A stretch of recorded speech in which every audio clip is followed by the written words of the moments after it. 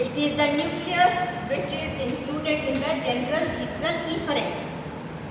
This will take the charge to supply the viscera, smooth muscles of the viscera, dorsal nucleus of vagus. And we know that the vagus has got a vague supply for the viscera, thoracic viscera, the abdominal viscera, all are getting supplied mainly by the vagus nerve. So this nucleus is taking the charge included in this functional column, general visceral efferent. Plus for the glands, the cranial nerves are the third, then the seventh. One more gland is nerve is there. For parotid, I have said superior salivatory, then go for the inferior salivatory nucleus. Inferior salivatory nucleus. Where it is situated? All superior salivatory, inferior in the pons. We are discussing this functional column in relation with the brainstem. Get that point? Midbrain, the pons and the medulla oblongata. So first and second it is for the attached to the forebrain. Rest third onwards cranial nerves attached to the brainstem. Third and fourth nucleus are present in the midbrain. Fifth, sixth, seventh in the pons and eighth onwards on the medulla oblongata. Okay, so inferior salivatory nucleus, again it is in the pons, and this will give the secretomotor fibers for which gland? Inferior salivatory nucleus. Because the nucleus is situated inferior, the gland which should be above, that is the parotid. Okay, so the parotid gland, it is supplied by the, it is governed by the inferior salivatory nucleus via which cranial nerves? Because general visceral efferent, again ninth cranial nerve, that is the glossopharyngeal nerve. Glossopharyngeal nerve, it is supplying the parotid gland because the preganglionic fibers will arise from this nucleus, relaying the which otic ganglia. For this you will need the help of the otic ganglia, and from this ganglia the postganglionic fibers will supply the parotid gland.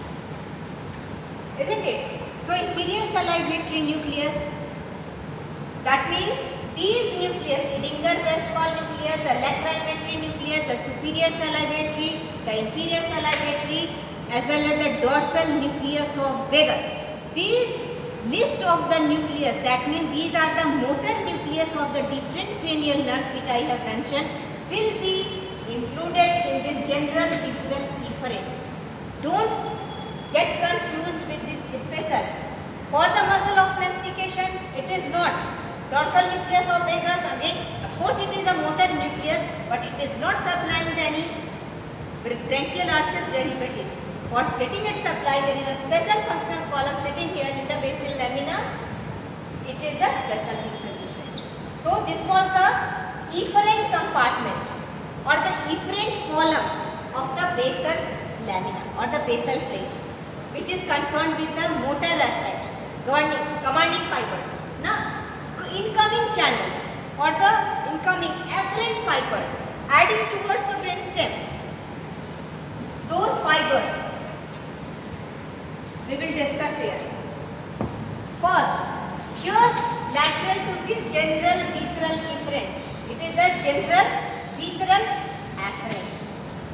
What you see, I have told you earlier, around this sulcus limitans either side there are the visceral component. Visceral component, that means the smooth muscle, abdominal viscera are there. Okay, so general visceral afferent. All the sensation to general visceral afferent. Which nucleus is here? GVA. Here it is the special visceral afferent. General visceral afferent and special visceral afferent, both the incoming channels, incoming functional columns of the different cranial nerves share a common nucleus. That will get terminated in the common nucleus. Ascending fibers, what is that nucleus? Special visceral afferent and general visceral afferent. Think about that. I am saying all these channels, general visceral afferent and the special visceral afferent shared a common nucleus. What is that? Just like here in the general visceral afferent, nucleus ambiguous is there.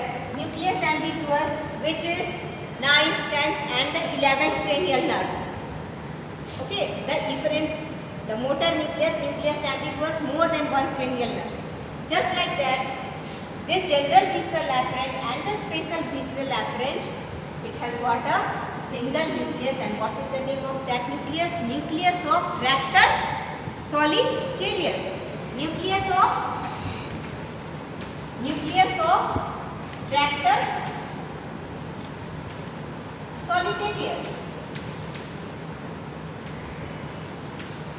Look here, nucleus of tractus solitarius. Where is this nucleus situated? In the medulla oblongata. Okay, so general visceral afferent and the special visceral afferent. General visceral afferent, in general sensation, coming from the viscera, it is carried by the 9th and the 10th cranial nerves. 9th and the 10th cranial nerves. Here, special visceral afferent. Special visceral or the branchiogenic.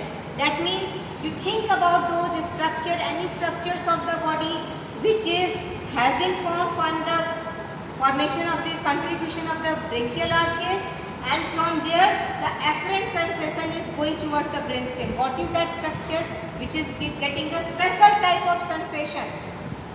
Okay, that is the taste sensation, special sensation.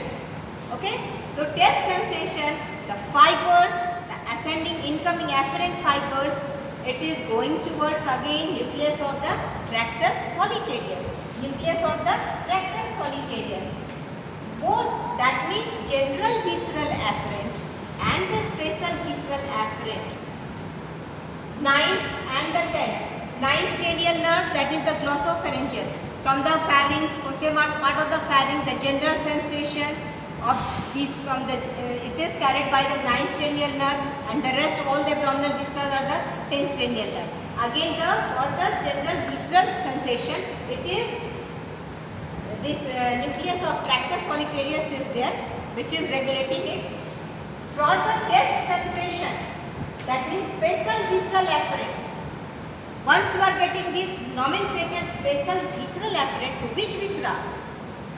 Branchiogenic viscera, derivative. The example is tongue. Special visceral afferent. Special visceral afferent. Tongue. Look here.